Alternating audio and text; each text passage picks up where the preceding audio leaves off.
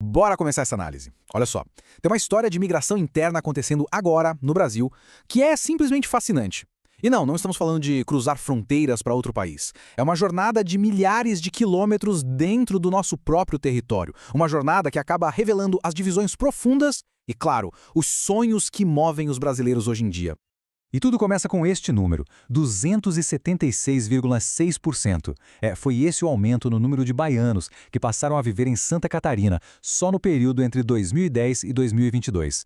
É uma mudança demográfica tão grande, mas tão grande, que a gente é obrigado a perguntar. E a resposta, como a gente vai ver, vai muito além de uma simples busca por emprego. É um fenômeno complexo, movido por forças muito poderosas. Tem o que empurra as pessoas para fora de casa e o que as atrai para um novo lugar. É a história de gente buscando algo fundamental, algo que sentem que perderam onde nasceram. Então, para a gente entender bem essa história, vamos dividi-la em algumas partes, ok? Primeiro, a nova onda migratória. Depois, os motivos que levam alguém a deixar a Bahia. Aí, o que torna Santa Catarina tão atraente. Vamos ouvir as vozes de quem fez essa jornada, analisar os problemas que também existem nesse paraíso e, no final, pensar sobre o que tudo isso nos diz sobre o Brasil. Bom, vamos lá. O primeiro ponto, a expulsão. Afinal, por que sair da Bahia?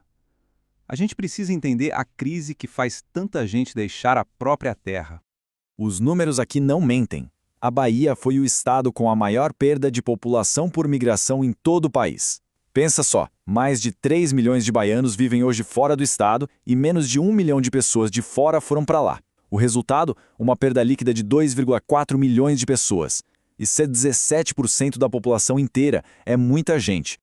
E um dos motivos mais fortes para sair é a violência. Isso, olha, não é de hoje. Entre 1981 e 2021, o número de homicídios no estado cresceu a um número chocante, 1.393%. É um verdadeiro colapso da segurança pública que foi se construindo ao longo de décadas. E a crise atual é gritante. Em 2023, a taxa de homicídios na Bahia era mais que o dobro da média nacional. Imagina só, viver com o dobro do risco de uma morte violenta. É uma realidade que, para muitos, simplesmente força a busca por segurança em outro lugar. Mas por que a violência explodiu desse jeito? Bom, é uma falha sistêmica, uma combinação de fatores. Uma guerra às drogas que não funciona, o encarceramento em massa que acaba fortalecendo as facções lá dentro e a falta de emprego digno. Tudo isso criou um terreno fértil para o crime organizado avançar. E, para piorar, uma enorme falta de planejamento estratégico do Estado. 21. Esse é o número de facções armadas operando hoje na Bahia, de acordo com o Ministério da Justiça. 21. Isso mostra como o controle do crime é fragmentado e se espalhou. A verdade é que em muitos bairros o Estado simplesmente não existe mais. E essa citação do investigador Sérgio Gomes, ela resume tudo. Onde o Estado falha, onde ele não consegue garantir segurança nem oportunidade, bem, poderes paralelos ocupam esse vácuo. E eles avançam rápido. Agora, vamos virar a página. Se a Bahia é o fator de expulsão, Santa Catarina representa a atração, a personificação da terra de oportunidades. É o famoso sonho catarinense. Por décadas, Santa Catarina construiu essa imagem de paraíso brasileiro, sabe? O estado está sempre lá no topo dos rankings de economia, de qualidade de vida, vendendo uma promessa de estabilidade e principalmente de segurança. E o poder de atração econômico é muito claro. Um exemplo prático, um mecânico na Bahia talvez ganhe uns R$ 2.000 por mês. Em Santa Catarina, o mesmo profissional pode tirar mais de 6 mil. É uma diferença que, convenhamos, muda a vida de qualquer família. Ok. Mas os números e os dados só contam a parte da história. Para a gente entender de verdade o que está acontecendo, a gente precisa ouvir as pessoas que fizeram essa jornada.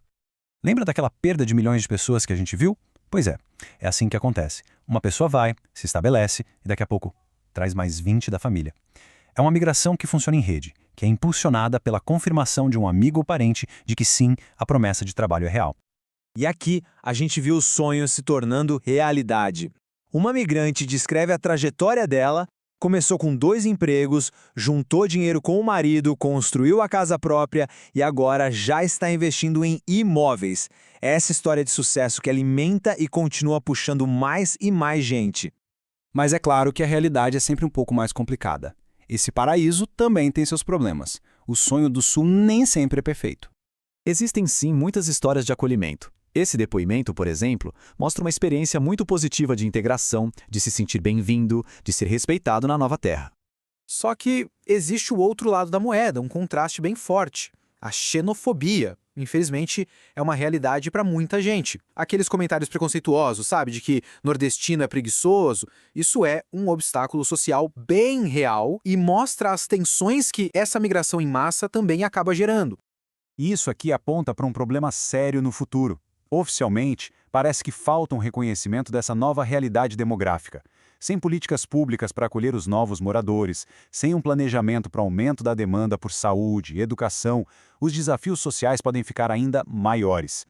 E com isso a gente chega à nossa última parte. 2 Brasis, um só país? No fundo, essa história toda nos mostra um retrato de um país de contrastes absurdos.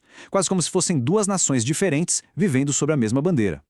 Olha, eu acho que esse depoimento final captura toda a emoção dessa jornada. É o conflito de amar a sua terra, o seu lugar, mas ter que ir embora para ter uma vida melhor. É uma história de gratidão pela nova casa, mas com uma saudade que provavelmente nunca vai embora. E a gente termina com essa reflexão. A migração da Bahia para Santa Catarina é um espelho das falhas e das promessas do Brasil. O que significa viver num país onde, para ter o básico, segurança e um trabalho digno, é preciso abandonar tudo que se conhece? A resposta para essa pergunta, na verdade, define o futuro não só dessas pessoas, mas da nação inteira.